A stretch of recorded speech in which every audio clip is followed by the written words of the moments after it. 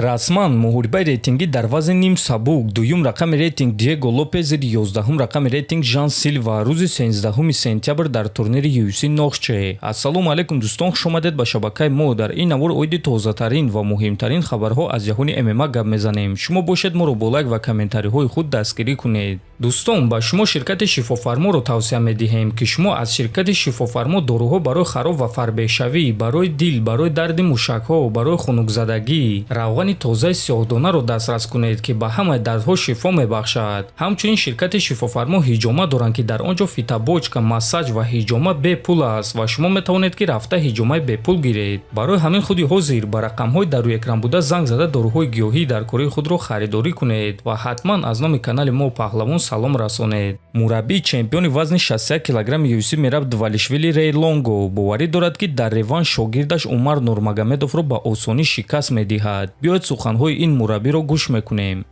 реванш ба монанди якум муҳориба мешавад. шояд ҳатто барои Умар бадтар мешавад, чӣ гуне ки ин кор бо Шон Омели шуда буд. дар якум муҳориба Мераб Шон Омелиро фавран шикаст надод. чӣ қадар боварии Мераб зиёд шавад, ҳамон қадар ӯ дар муҳориба хубтар баромад мекунад. ӯ аллакай бо Умар ҷангидааст ва акнун дар реванш ба худ зиёдтар бовар мекунад. дар якум муҳориба ӯ бо Умар бозӣ мекард, аммо дар реванш ягон гуна бозӣ намешавад. ин таърихи тамоман дигар мешавад. Мераб ҷиддитар ба муҳориба мебарояд. шумо дидед ки дар реванш бо Шон ӯ тамоман бозӣ накард, танҳо ба кори худ машғул буд. ман боварӣ дорам ки ӯ ин корро бо Умар низ карда метавонад, гуфтааст Лонго. хотиррасон мекунем ки Мераб Двалишвили дар муҳориба зидди Шон Омели ва Умар Нурмагомедов бо қарори доваро пирӯз шуда буд ва баъд дар реванш Шон Омелиро бо тариқи усул шикаст дода тавонист ва ҳамин гуна дар чанд соли охир аввалин ғалабаи фаврӣ ба даст овард. ва чӣ гуна ки мебинем мураббии ӯ боварӣ дорад ки Умарро низ фавран шикаст дода метавонанд.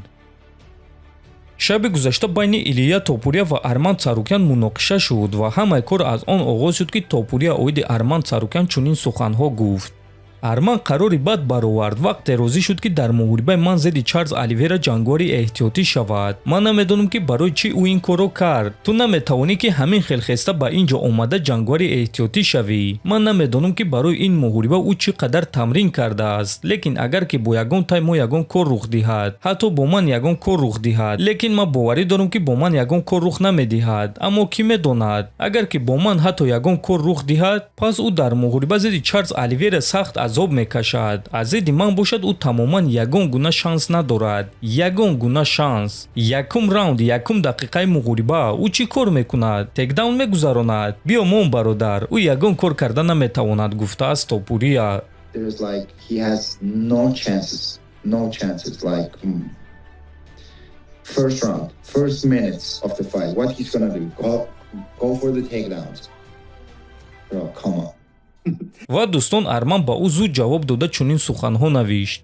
хубтараш дуо кун ки бо Чарлз ягон кор рух надиҳад, чунки ман бадтарин рақиб барои ту дар ин дивизионум. аз ҳамин сабаб ту барои камарбанд бо шахсе меҷангӣ ки ман аллакай ӯро шикаст додагиюм, а на зидди ман, навиштааст Царукян. ва дӯстон, ман фикр мекунам ки ин оғози муноқиша аст. боварӣ дорам ки ин муноқиша идома дорад ва дар ҳақиқат дӯстон, Арман аз ҳама зиёд барои ин муҳориба арзанда буд, ҳатто аз Оливера дида зиёдтар, чунки ӯ Чарлз Оливераро шикаст додааст. лекин UFC ба ӯ чунин имкониятро надоданд. ногуфта намонад ки Арман Царукян расман дар муҳорибаи Оливера ва Топурия ҷангори эҳтиётӣ аст ва агар ки раваду Топурия ё ин ки Оливера ба муҳориба баромада натавонанд, пас ба ҷои онҳо Арман мебарояд. дӯстон, барои шумо кадом муҳориба бисёртар шавқовар аст? Топурия зидди Оливера ё ин ки Топурия зидди Царукян? метавонед фикрҳои худро нависед. ҳатман дар YouTube канали мо обуна шавед то бозидид хонобуду сарбаланд бошед.